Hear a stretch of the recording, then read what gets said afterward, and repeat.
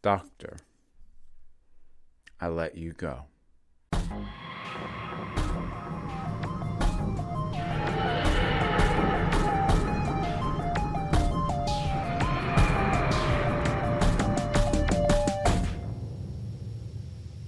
We have arrived at the final outing for Peter Capaldi's 12th Doctor, Twice Upon a Time. I really wasn't sure what I was going to think of this one. My memory was that it felt unnecessary and kind of vestigial compared to how things wrapped up in The Doctor Falls, but at the same time, not actually bad.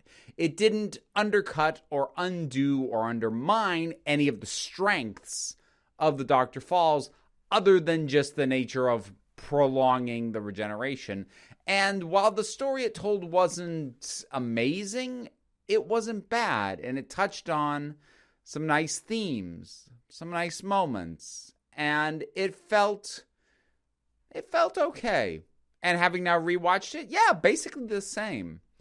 It really does not feel like the true proper end. What it feels like a coda. It really does feel like, to me at least, that The Doctor Falls is the end of Capaldi's run. And this is, honestly, you know what it is a little bit? You know how the last 15, 20 minutes or so of Journey's End from Series 4 gets really wrapped up in touching base with everybody, saying the goodbyes, like really properly wrapping up the era. It feels a bit like that, except instead of being tacked on to the story that really feels like the end of the Doctor story, it kind of gets its own thing and then gets padded out with this new additional material. And that's not necessarily a knock. I think, all things considered, if your choices are either have a really stalled and delayed tail end to your episode proper, or have kind of a laid back, let's wrap everything up episode after your climax, I honestly think that second choice is usually the better out of those two, if those are the only two options you've got. I'm not sure that you could argue those were the only two options, but like between those, I kind of like this better. And it does do some interesting things, and it does ponder some questions and reinforce some themes that work quite well. At the same time, it's got some stuff going on that is just kind of there. It's like, it's not bad, but it's like, okay.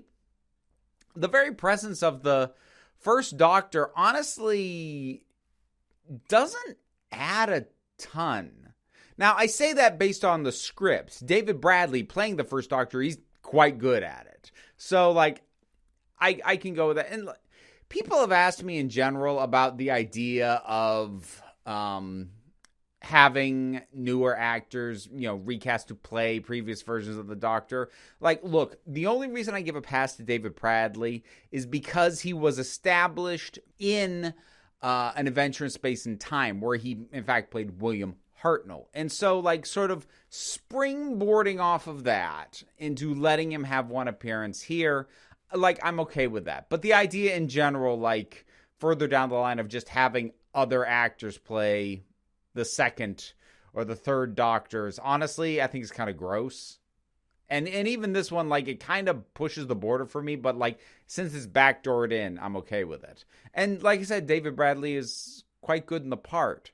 There are some odd things about the first Doctor's appearance. The first being that they have to kind of crowbar in this entire idea that he doesn't really want to regenerate. I will not change. I will not. No. The whole thing's ridiculous. In order to try and link him more with the 12th Doctor, because that was not something that was in evidence at all when the first Doctor did originally generate. I do like the way the episode opens, like with actual footage from the 10th planet, and then colorizing it and switching over to David Bradley. I thought that was pretty well done. I suppose kind of the elephant in the room, if we're going to talk about the first Doctor in this, though, is the very outdated view of gender roles that he appears to have. If you like, ladies made of glass. Well, aren't all ladies made of glass? in a way. Very good, sir. Here's why that bothers me. I don't necessarily have a problem with the idea that this Doctor is kind of outdated in his thinking. I mean, the guy's 1,500 years old.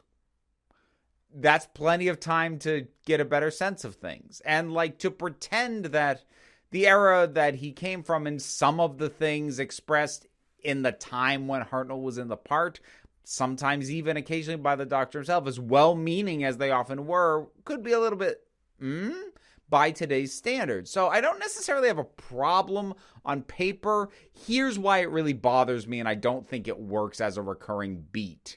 The first is it's pretty much played for comedy every time, and I don't find that funny. Like, I just don't. Oh, look, this person's got really outdated and kind of narrow-minded views on people. Isn't that funny? I'm like, no, actually, that's I don't think that's funny.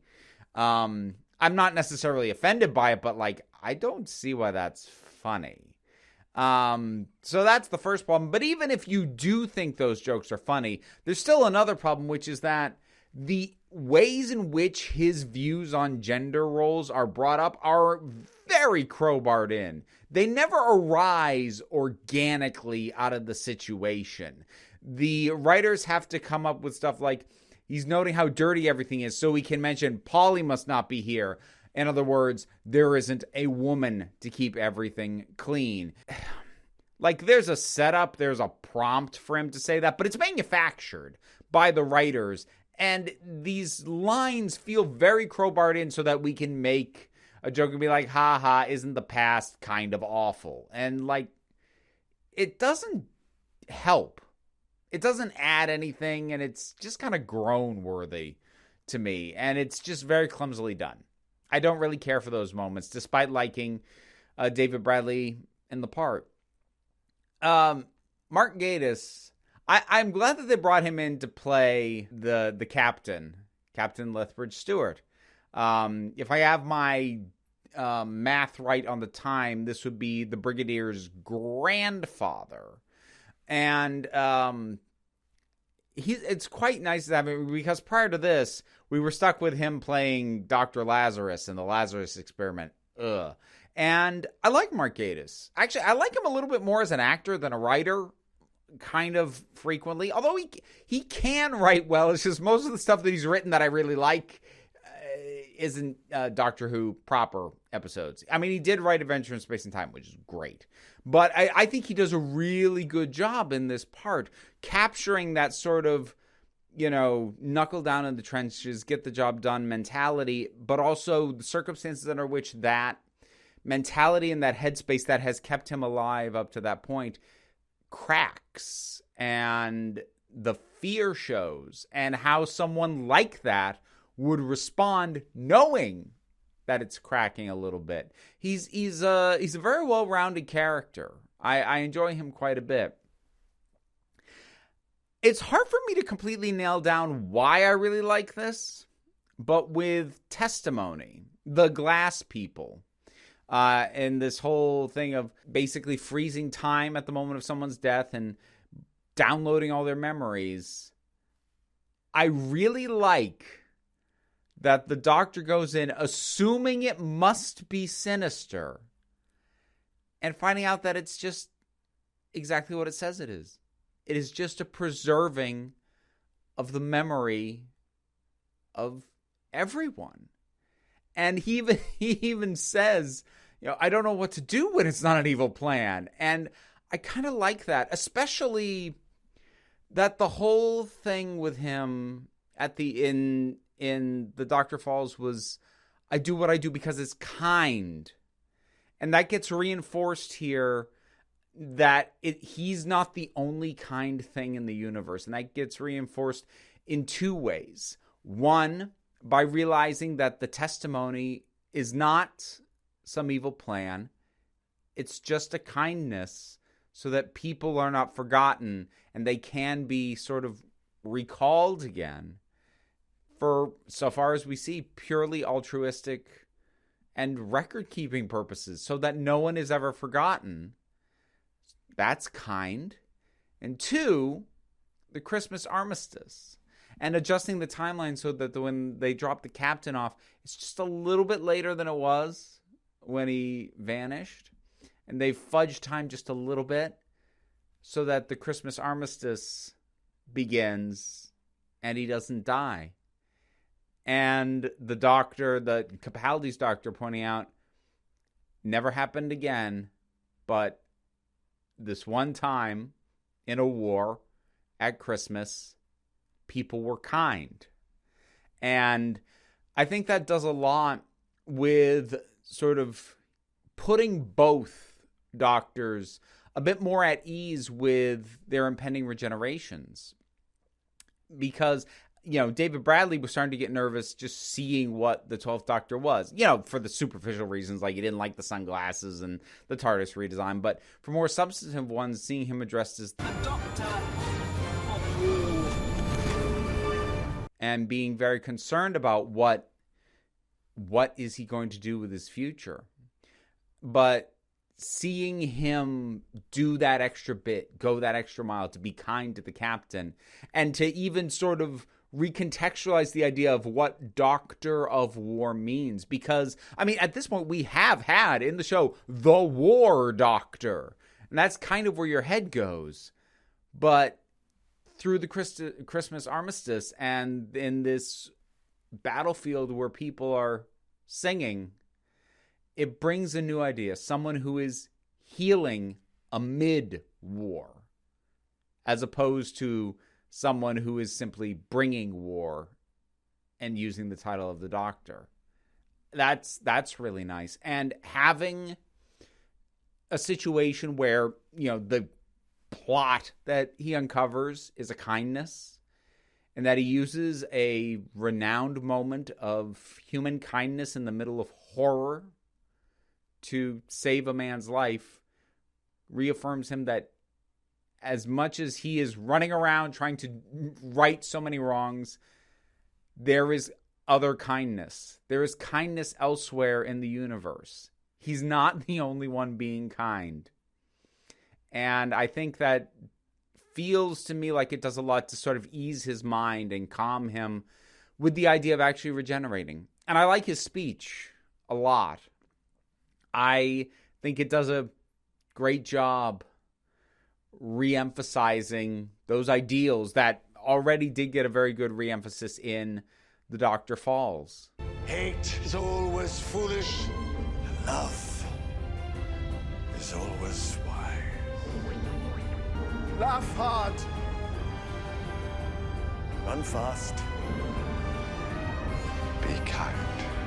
That it's a wonderful thing for him to go out on, and letting go and just trusting.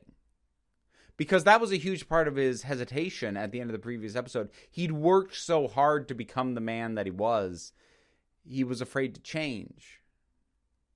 But then on his last outing, encountering his younger self, encountering Bill sort of again, Nardole, remembering Clara, and seeing the kindness that is testimony, and seeing the kindness of the armistice,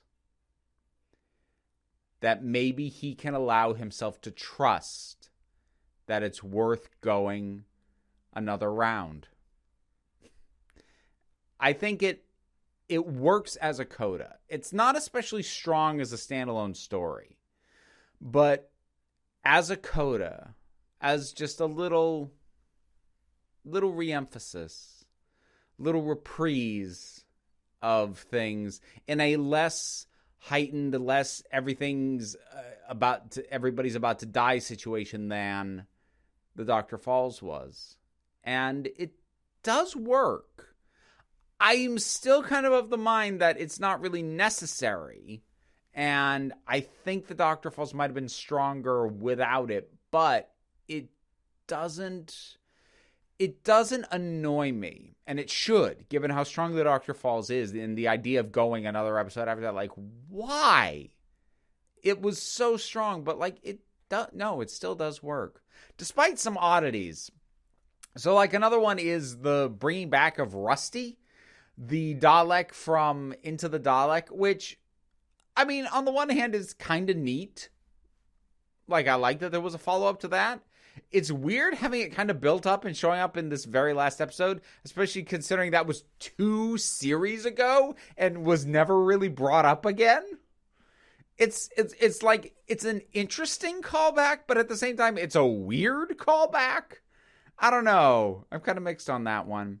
And I did like the use of testimony to have goodbyes for Bill and Nardole, and yes, even Clara. Because Clara matters to the Doctor, and him getting to remember her again, and the smile on his face when the memories come back, is really sweet. And I do like that. I do enjoy it. And that's just kind of where I'm at with this. It's an odd little episode that doesn't really hold up on its own, but it's a gentle end as opposed to the slightly more bombastic end that the Doctor Falls would have been. And while I don't think this is anywhere near as good as the Doctor Falls, it's still pretty good. Twice Upon a Time. Have you rewatched it lately? What did you think about it? Whatever your thoughts are, drop something down in the comments. Let's talk about it. I have a Patreon. That is how I pay my bills, and there are rewards for every tier of support, from access to a Patreon-exclusive Discord, name in the credits, and other things. There's also YouTube memberships if you want exclusive emojis and things for the comments, or if you make the live premieres of certain videos, and things like that. Even if you can't. Like, share, subscribe, help me battle back the algorithm with its sinister agenda of just not letting people see my stuff. But you don't even have to do that. Because at the end of the day, you're the council. I'm just running the meetings. And until next time, laugh hard, run fast, be kind.